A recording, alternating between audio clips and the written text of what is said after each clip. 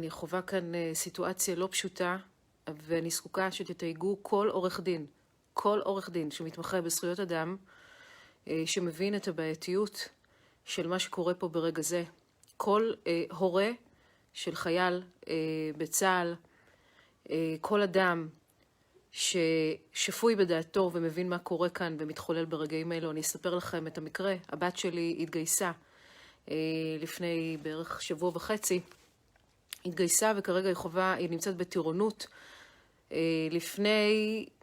אתמול זה היה, פשוט אני טסתי בבוקר, אבל היא מתקשרת אליי בשעה 1:30 בלילה, 2 בלילה, והיא בעצם מתארת לי סיטואציה של לקוחה מסרט סרט הזייתי, שבו בעצם מגיעים קבוצה מאוד גדולה של קצינים וקצינות, אפילו מח"ט, ומאירים באלימות ובהפחדה את הנערים ואת הנערות, החיילים שנמצאים בטירונות. אומרים להם שיש להם דקה לקום, וכשהם קמים אומרים להם שהם באו לחסן אותם. הילדים האלה, אחרי 16 שעות הם על הרגליים, היא אומרת לי שהם פשוט תיזזו אותם, ולא מספיק, הם נרדמו לרגע, ואז בשעה 2 בלילה הם מאירים אותם, והם אומרים להם, באנו לחסן אתכם, כדי שאותם חיילים לא יתנגדו. תבינו כמה זה חמור, תבינו כמה זה סתני, תבינו כמה המעשים האלה הם פשעים כנגד האנושות, פשעים כנגד הילדים שלנו, כמה זה נעשה בהחבא, כמה זה נעשה מתוך פסיכולוגיה רעילה וחולה, כדי לנטרל את ההתנגדות של הנערים והנערות. אני רוצה להגיד לכם שהבת שלי, היא ועוד 3 בנות מתוך פלוגה ענקית של בנות, היחידות שהצליחו להתנגד, הם כמעט הכניעו גם אותה. היא אמרה לה, הבת שלי אמרה לה, אני חטפתי את הקורונה, אני מחלימה, חטפתי את הקורונה לפני חודש, אני מחלימה ואני לא צריכה להתחסן, ואותה מקית הביאה קבוצה של מקיות שישבו על הבת שלי, קצינות, כולל המח"ט, וכולם אמרו לה, את חייבת להתחסן ברגע זה, זה ההוראות של הצבא, זה ההוראות של הצבא. היא אמרה לה, את לא יכולה לחסן אותי, זה לא החוק. הבת שלי נלחמה, היא אמרה לי, אמא, היא התקשרה אליי בוכה, היא התקשרה אליי בשוק, היא אמרה, אמא, פשוט הורגים אותנו פה, אונסים אותנו להתחסן. הבת שלי, בגלל שהיא חזקה, והיא הבת שלי, ואני הכנתי אותה לזה, אז היא פשוט עמדה על שלה, והיא הגנה בגופה על 3 בנות אחרות, ואני ביקשתי ממנה שתארגן לי את המשפחות של 3 הבנות האחרות, שניצלו החיסול הזה, כדי שאנחנו נארגן איזושהי הפגנה מחוץ לבסיס.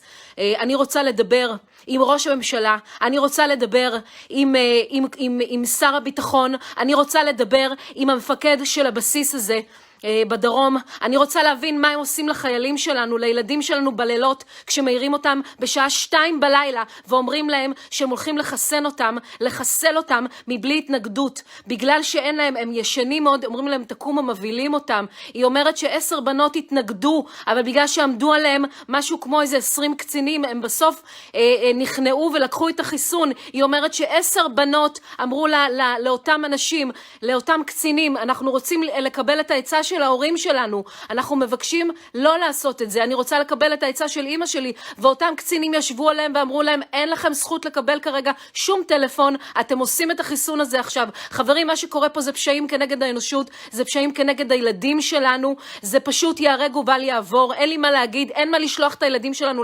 לצבא להגנה לישראל. אם זה ההתייחסות, אם ככה מתייחסים לילדים שלנו בזלזול, בחוסר כבוד בסיסי לבני אדם, אין לנו מה לשלוח את הילדים לצבא הזה יותר. אני מבחינתי, אני מבקשת שתתייגו כל עורך דין במדינה הזאת, כל עורך דין במדינה הזאת שמתמחה, כי היום זה החיילת שלי, מחר זה החיילת שלכם, זה הבדודה שלכם, זה השכנה, תקשיבו, אנחנו עוברים פה כרגע משהו מזעזע.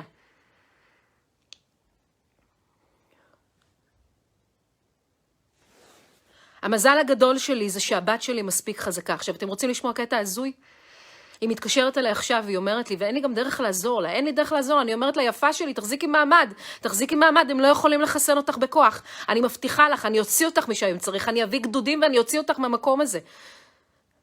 היא מספרת לי שחברה שלה דיברה עם איזשהו בן דוד, שהוא נמצא כרגע בבסיס, בטירונות של גולני או משהו, זה חיילים של גולני, והיא אומרת שיש להם מנהג, זה בלוז שלהם כתוב, יש להם צוות שיש להם את זה בלוז, שבשעה 2 בלילה הם עוברים בין הבסיסים והם מאירים את החיילים כדי שכוח ההתנגדות שלהם יקטן והם מחסנים אותם בכוח.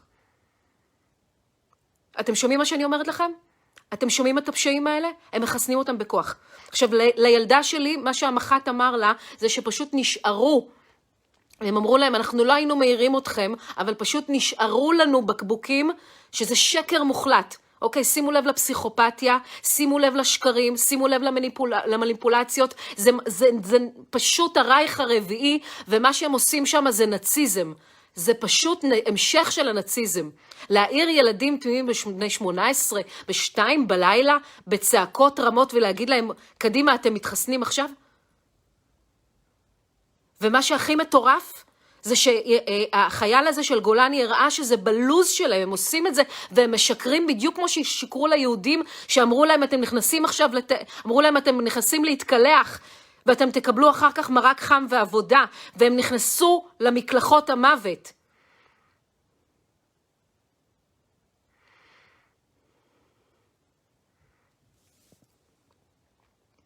לא לשלוח חיילים לצבא, הצבא מסוכן, אין לנו צבא יותר במדינת ישראל. אין לי מה לומר בתור אמא של חיילת, אין לי מה לומר יותר, אני פשוט סיימתי, אני סיימתי עם מדינת ישראל. אני סיימתי. לאנוס לי את הבת להתחסן, אני סיימתי עם מדינת ישראל.